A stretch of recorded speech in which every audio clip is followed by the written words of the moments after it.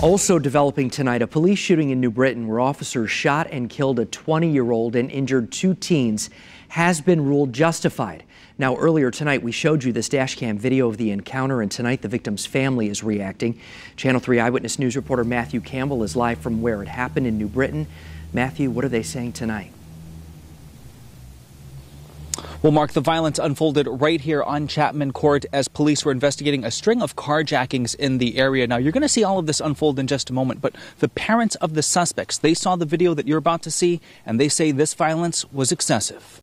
You were looking at dashcam video as a police cruiser responds to a call on December 14th, 2017 that involved 3 people suspected in a string of recent carjackings. The car that's boxed in on Chapman Court contains 20-year-old Zoe Dowdell, who was the driver, and a 15 and an 18-year-old. You can see Dowdell attempts to flee, backing into at least one of the cruisers. The view we're seeing shows the cruiser ram the suspect's car while other officers with guns drawn start to approach. We blurred the face of the teenage passengers, but we could see the one in the passenger seat raise his hands, apparently signaling his surrender. However, Dowdell had control of the wheel and continued trying to flee. In the process, the car lurches toward the officers, who began firing. Because of the graphic nature of the content, we muted the audio, but we could hear more than 10 shots fired. The camera doesn't show what's happening out of frame, but the audio captures the urgency at the scene as officers rush to render aid. We could hear them repeatedly ask for a tourniquet. Ultimately, Dowdell, the driver, was killed. He had wounds to the head, neck, leg, and hand. The 2 other teens were wounded and are still in jail waiting for their next court date. Police say 2 guns and ammunition were found in that car. Like shooting fish in a barrel, man. I don't know what can justify that kind of firepower. Cornell Lewis is the spokesperson for the suspects' families. They waited a year and a month for this video to be released. The car got kind of close to the police officers. I saw that.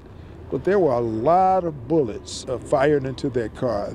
The ACLU agrees. Police ought to really consider whether or not it's appropriate to do that. Meanwhile, New Britain Police Chief James Wardwell writes, quote, "As we accept the findings of the independent investigation, we also continue to pray for the life that was lost in this tragic incident, the families of those affected, and our community."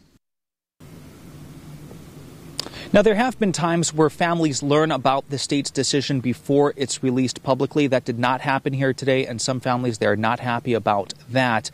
They plan to return right here to the scene Saturday, 11 a.m. to hold a news conference. That's the latest live here in New Britain. Matthew Campbell, Channel 3 Eyewitness News. All right, Matthew, thank you. For more details on this developing story anytime, you can head to the Channel 3 app. You'll find the full report from the state's attorney's office, as well as dashcam video from the night of the shooting. We will also alert you to any new information as soon as it comes into our newsroom.